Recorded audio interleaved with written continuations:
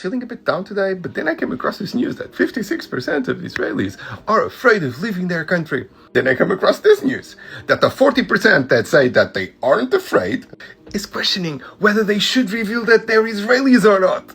Before you tell me that I'm being cruel, that I'm being heartless, I have to tell you that I don't care, because 82% of Jewish Israelis are in agreement with the expulsion of Palestinians from Gaza.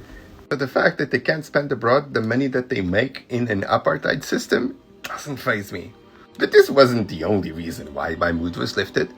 It was lifted as well because it reminded me of something that I tend to cyclically forget. It wasn't the big powers of the world that made South Africa a pariah state, it was us.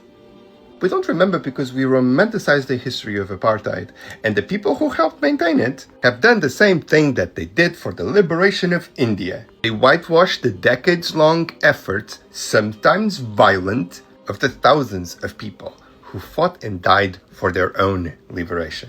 They sanitized it into Gandhi's peaceful protests and Mandela's truth and reconciliation.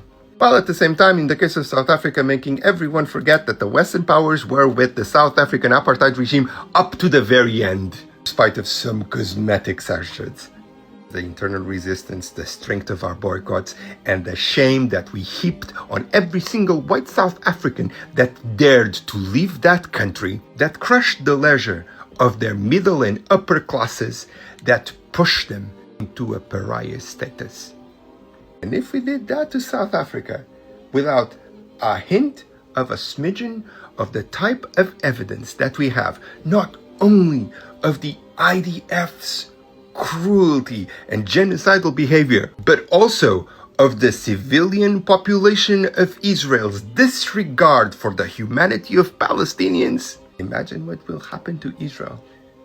And you can already see that in people's reactions. The idea of the entitled, rude Israeli who is violent has become profoundly embedded, sedimented everywhere in the world, from Bali to Greece to Spain. It's the people in the streets that are not taking it, because in doing what they're doing now, they overplay their hand. I know that this is called comfort while 2 million people starve. The things that you can do, you're doing it well. You're keeping this alive, you're boycotting, and you're making them feel uncomfortable. So let's continue doing it.